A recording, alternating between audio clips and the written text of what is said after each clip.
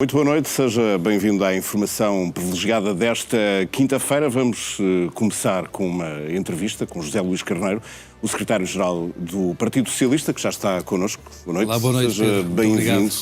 E queria começar, José Luís Carneiro, pela saúde, na sequência do debate quinzenal desta tarde no Parlamento, em que acusou o Governo de insensibilidade, de incapacidade e também de incompetência, mas não pediu diretamente a demissão da Ministra. Porquê é que escolheu não o fazer num dia como de hoje, com todo o Governo presente, incluindo a própria Ministra Ana Paula Martins?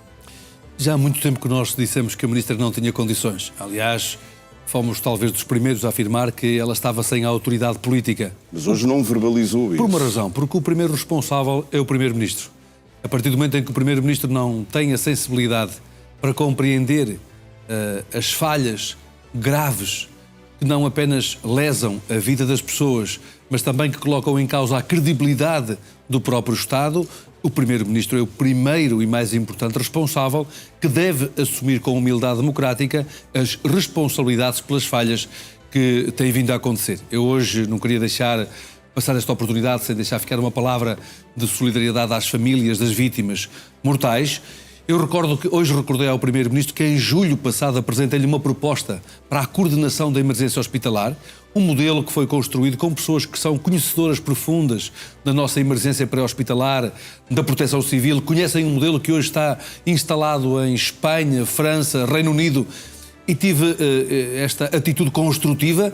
Desde então até hoje, aquilo que encontrei da parte do Governo foi, como sempre, uma atitude de arrogância, de insensibilidade, e os resultados, infelizmente, são aqueles que todos nós estamos a ver. A sua proposta foi rechaçada, isso percebemos também no momento do debate direto com o Primeiro-Ministro no Parlamento. Veja que é até uma atitude de arrogância, porque é um Primeiro-Ministro que não é capaz de, por um lado, olhar para aquilo que está a acontecer. Eu hoje pude levar-lhe um caso que foi, aliás, um avô, que me pediu que colocasse a questão ao Primeiro-Ministro. Uma menina com 10 anos, Leonor, de Louros, que perante um pedido de intervenção cirúrgica no Beatriz Ângelo, não foi atendida no Beatriz Ângelo, e a resposta que lhe deram foi de a mandar para Lousada ou para Famalicão. O pai trabalha numa fábrica, a mãe trabalha numa loja. Provavelmente para acelerar o caso. Não, veja, fundamentalmente o que me tornaram foi a situação de incapacidade de resposta, porque os pais não têm condições para deixar o seu trabalho, para irem com a menina para Lousada ou para Famalicão, porque isto é inviável. Comunicaram que não podiam aceitar aquela solução. Vamos agora a ver se há outro tipo de soluções. Mas o que é que isto mostra?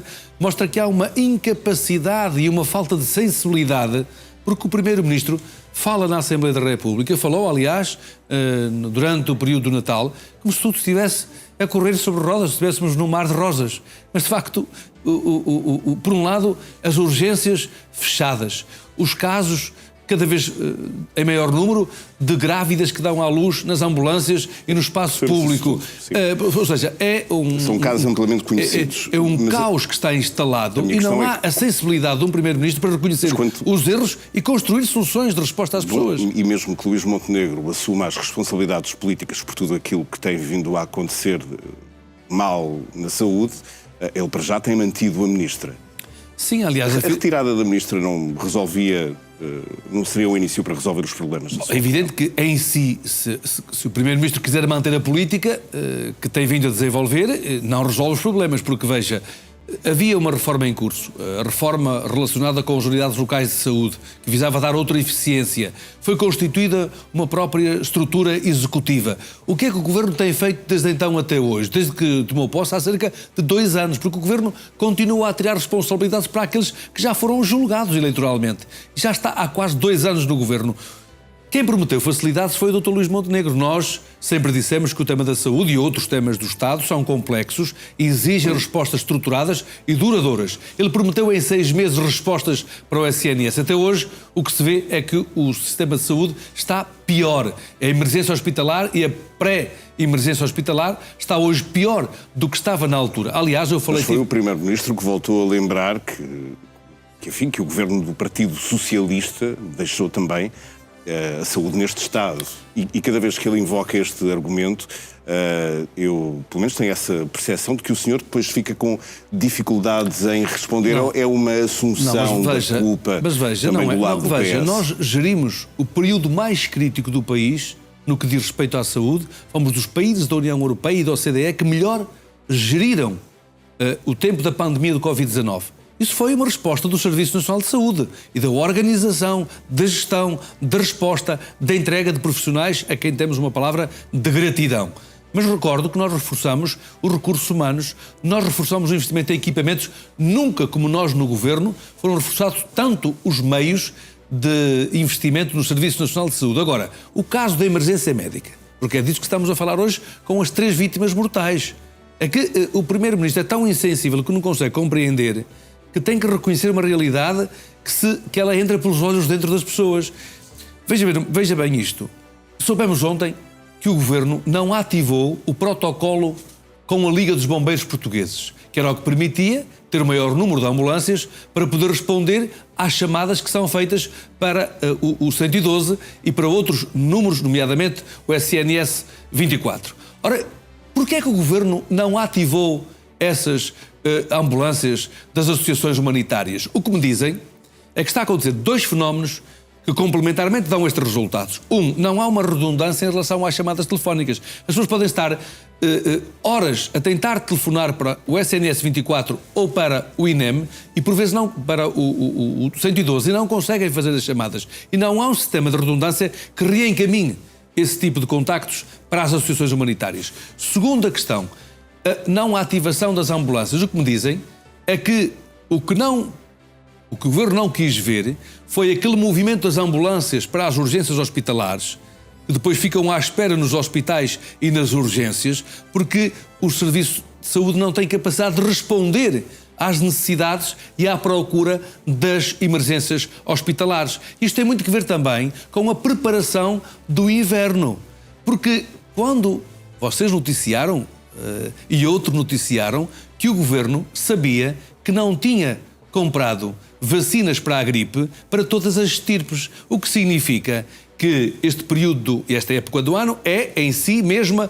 sempre muito complexa e muito exigente, mas não houve o planeamento que devia ter existido e o investimento que o Governo devia ter feito para evitar que acontecesse aquilo que está a acontecer. Isto que aconteceu aqui acontece noutras áreas.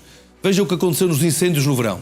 Veja o que aconteceu há dias no aeroporto, em que, contrariamente à posição da Ministra da Administração Interna, alguém deu uma ordem para flexibilizar as regras de segurança no aeroporto. Ou seja, como se isso levasse a que os problemas desaparecessem. Ou seja, o facto de não haver ambulâncias a transportar pessoas para as urgências não significa que não haja pessoas à espera e, como se vê, a perecer por falta de uma resposta atempada da parte do Estado. É também uma crítica sua ao facto de o Governo não aceitar, nesta altura, as propostas do Partido Socialista que o José Luís Carneiro considera que seriam construtivas no sentido de resolver estes problemas. Sim, Pedro, para quem nos ouve explicar em que é que consiste esta proposta. Tendo em conta a experiência que eu tive como Ministro da Administração Interna, que tinha a relação com as associações humanitárias e com a Proteção Civil, considerado também a experiência que tive na articulação com o Ministério da Defesa Nacional, que se fazia no âmbito do Sistema de Segurança Interna, e como aconteceu durante a pandemia, era possível ter uma unidade de coordenação estratégica em sede do Centro de Operações de Proteção e Socorro da Proteção Civil, porque é lá que está toda a detecção de todos os meios humanos e materiais em todo o país, por forma a que, quando é diagnosticada uma situação de emergência ou de pré-emergência hospitalar, a partir dessa unidade nacional, mobilizar os meios que estão mais próximos do local da ocorrência. Recorda-se, porque o Governo anda nisto há meses, recorda-se daquela... Mas não é assim na prática que as emergências funcionam. Mas não é assim que está a funcionar. Recorda-se daquela peripécia há uns meses atrás do Ministério da Defesa que ia colocar os helicópteros a apoiar o Instituto Nacional de Emergência Médica? Eram 4. Passadas 48 horas, veio a descobrir-se que, afinal, os helicópteros que foram colocados à disposição do INEM não tinham condições para aterrar na maior parte das unidades hospitalares do país. Veja, é que isto são, portanto, umas atrás das outras, de incompetência atrás de incompetência, de planos atrás de planos. O Governo já apresentou não sei quantos planos para quase todas as áreas do Governo. Mas quando vamos exprimir, avaliar os resultados desses planos, os resultados são nulos e pior, têm até efeitos contrários àqueles que eram os objetivos desses planos. Que a pergunta inicial foi se reconhece de facto que houve essa responsabilidade do Partido Socialista e dos governos do PS na atual situação que vivemos no Serviço Nacional de Saúde. Pedro, veja uma coisa, se nós olharmos para o histórico das instituições, é evidente que quem tem tido responsabilidades, como é evidente, há falhas que estavam a ser corrigidas. Eu falei de uma reforma que estava em curso, havia várias reformas que estavam em curso, nós fomos interrompidos 2 vezes na legislatura. Eu recordo que nós ganhamos, de 15 a 19 tivemos um período de tranquilidade, no fundo na recuperação de serviços, bens públicos essenciais, que foi um período de recuperação de direitos e de bens e serviços públicos essenciais. Eu recordo que houve um este período... governo em 2 anos também já foi interrompido uma vez. Mas veja que depois ganhamos em 2019 e tivemos uma crise política em 2021. Ganhamos, entramos numa pandemia, voltou a cair o governo e, entretanto, houve até uma guerra que, entretanto, se iniciou na Europa. É preciso também ter consciência de que houve interrupções consecutivas e é evidente que sempre que há interrupções consecutivas se perde um ímpeto reformista e transformador do Estado, da economia, das empresas e da vida em sociedade. José Luís Carneiro, sobre estas mortes, ontem a deputada do Partido Socialista Mariana Vieira da Silva já tinha vindo pedir a presença no Parlamento do presidente do INEM. O que é que pensa fazer mais para esclarecer estes casos? Bom, nós temos tido uma atitude, como digo, de crítica e ao mesmo tempo de responsabilidade. Apresentamos propostas políticas alternativas. Aquilo que nós queremos é que o presidente do INEM esclareça o que é que se passou para não ter, por exemplo, sido ativado este protocolo com as associações humanitárias e com a Liga dos Bombeiros Portugueses para disponibilizar mais meios de transporte para a emergência pré-hospitalar. A ministra já foi chamada por nós várias vezes. Agora, só há alguém que tem a responsabilidade máxima por aquilo que está a acontecer. E esse alguém, hoje, em vez de reconhecer com humildade as falhas consecutivas que tem tido, fundamentalmente, como viu, falou com uma sobranceria, com uma atitude de arrogância, falta de humildade e falta de sensibilidade. Parecia um ponto limite para a saída da ministra ou ele já chegou? Não, quer dizer, aquilo que eu digo ao Primeiro-Ministro a partir daqui desta entrevista é o seguinte, é que eu não vejo por este caminho como é que o Primeiro-Ministro pode continuar a falar em 3 anos e meio de estabilidade política. Como bem se sabe, foi essa narrativa que o nosso Primeiro-Ministro procurou transmitir na mensagem de Natal. Agora vamos ter 3 anos de estabilidade política. Quer dizer, deveria reconhecer em primeiro lugar que se hoje o país tem estabilidade política deve ao contributo do PS que se absteve, viabilizando por esta via o orçamento. Mas absteve-se dizendo ao Governo... É cedo para falar do orçamento do próximo ano. Mas dizendo ao Governo que é para cumprir os seus deveres na habitação, na saúde, nos rendimentos, para cumprir o plano de recuperação da resiliência. Não está a cumprir esses objetivos. Por este caminho, o Governo está a criar um caminho de instabilidade e de desconfiança e de descrédito dos cidadãos nas instituições. Não vê que este Governo possa governar de facto durante estes 3 anos e meio restantes da legislatura? Este caminho que o Governo está a fazer é um caminho de falhanço em várias áreas essenciais da nossa vida coletiva. Mas isso implica exatamente o quê? Temos 3 anos e meio de crise pela frente. Implica, durante o ano 2026, um escrutínio rigoroso da ação política do Governo. E os portugueses podem contar com a seguinte atitude do PS. Em circunstância alguma, nós formularemos críticas sem apresentar uma alternativa. Sempre que formularmos críticas, nós teremos a responsabilidade de apresentar propostas políticas alternativas. Amanhã, durante a tarde, irei estar com o Presidente da Confederação Nacional das Instituições Particulares de Solidariedade Social para apresentar uma proposta clara, objetiva, mais uma, que se articulou com esta, que é a proposta para que aqueles que estão hoje com alta hospitalar nos hospitais, particularmente pessoas com idade mais avançada, por falta de retaguarda pessoal e familiar, possam regressar a casa ou às instituições de solidariedade social ou às misericórdias portuguesas. A proposta será apresentada amanhã à tarde. Ela, em certa medida, articula-se com esta resposta no que tem a ver com todo o conjunto de resposta de saúde, da prevenção, do tratamento e do acompanhamento. O Governo também já estava a fazer esse trabalho em conjunto, precisamente com as instituições de solidariedade. Não, quero que eu lhe diga, Pedro, sabe quem é que está na origem do programa Voltar a Casa? É a pessoa que está aqui a falar consigo.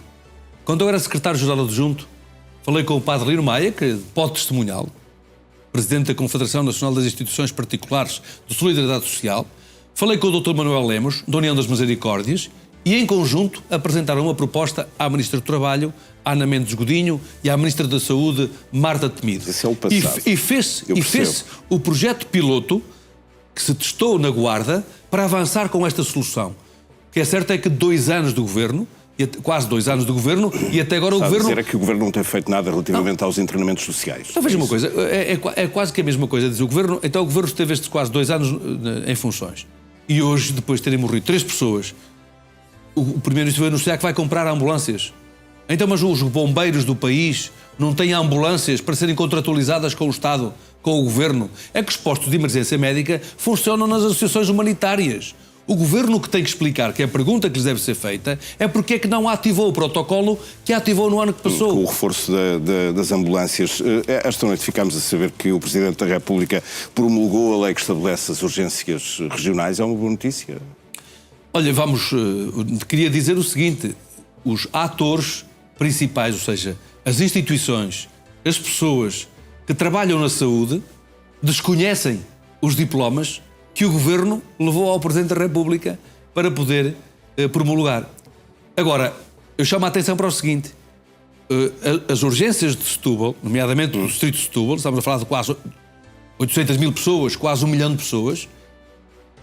Eu recordo que fechar urgências em algumas áreas do Distrito de Setúbal significa ter pessoas que de Sines têm que fazer mais de 1 hora de carro para chegar às urgências que estão previstas.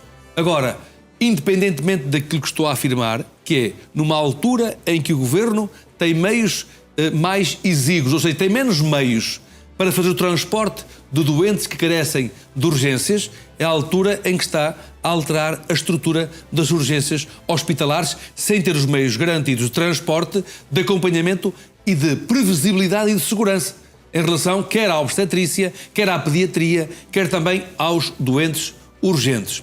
Ora, a proposta que o Governo levou ao Presidente da República, ela não é conhecida nem pelos deputados na Comissão de Saúde, nem por parte dos líderes da oposição, pelo menos no que me diz respeito, não tenho qualquer conhecimento dessa proposta. Naturalmente que aquilo que eu desejo como cidadão português é de que uma solução seja encontrada e que seja uma boa solução. Agora, se me pergunta qual é a solução, eu não sou capaz de dizer se ela é boa ou se é má, porque nós não a conhecemos.